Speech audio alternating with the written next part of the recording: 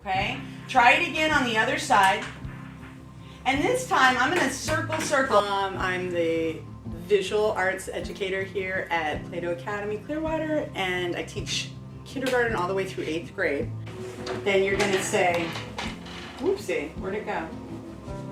Canvas. Then we're going to go to drawing guide. Turn it on. Now we have grid paper.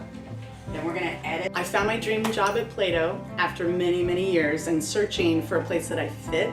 So I teach art here at Plato because they consider me important and how I feel important, and therefore I feel I can connect with students better because my administrators connect with me, so it trickles down. And when I have an issue with a student of any kind, it is always taken serious, and that has never happened to me in any school. I've taught in some wonderful schools, but every single day I'm treated as if I'm important. And so I feel important, and I feel like they put a lot of focus on the arts, being a Greek American school. My administrators, all the support we get from Plato, there is definitely an emphasis on art and music, performance. And so I get to shine that way, and as our performances evolve through the year, we make sets, we make beautiful decoration for the gym so parents can come and enjoy. So students always have an audience for their art. The reason I teach art is because you're teaching every subject area. So kids get to learn more about writing. We use math all the time, we use science all the time.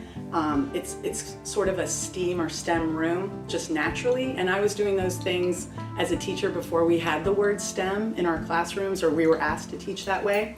I was already teaching that way because it seemed natural for us to investigate whatever we're learning. So even when I taught first grade, it still was a STEAM classroom.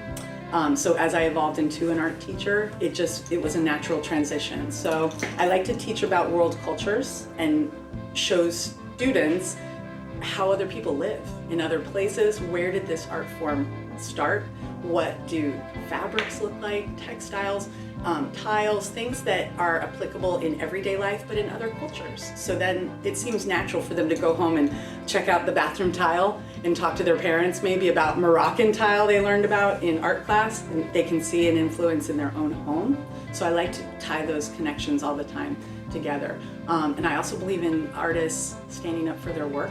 And you heard me telling my last class, even though they are in first grade, they're going to start artist statements, standing up, being able to defend their art and their choices, and what inspired them. We always want to hear about that inspiration because those inspirations are personal. And even if someone's just drawing a little puppy dog, you can see on the way out, they have so much to tell me about that dog and what they remember and what reference they're using. So in here, age is not really important. And I have students that are in kindergarten that could be in my 3rd grade class, absolutely. I have first graders that could be in my 5th grade class. So art is this wonderful place that we can just shine on our own level, and we don't have to compare ourselves to anyone else. We are comparing ourselves to ourselves, and are we growing? And I have students every day when they come in and they come up to turn in their art and something's finished, they say, I see myself growing, Miss Emery. And it's so exciting. So that's why. I get to see growth every day. And some teachers in classrooms, because I was a classroom teacher, I know this. We grind trying to figure out what that problem is in their learning with reading or with math, and fill in those blocks that might not have been filled in previous years. For me, art is just so fluid that I don't have to fill things in. They fill it in because they have an art goal. And so we naturally help each other in this room. It is an active working studio at all times. We have kids in here 8:15 every morning, knocking on the door to work on their art projects. I have kids knocking on the door after school. They have an art project. They always come in the middle of the day because they have a thought for an art project.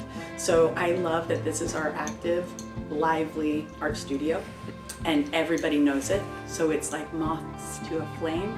They're just attracted. Feel really loved and supported, and I think the students do too.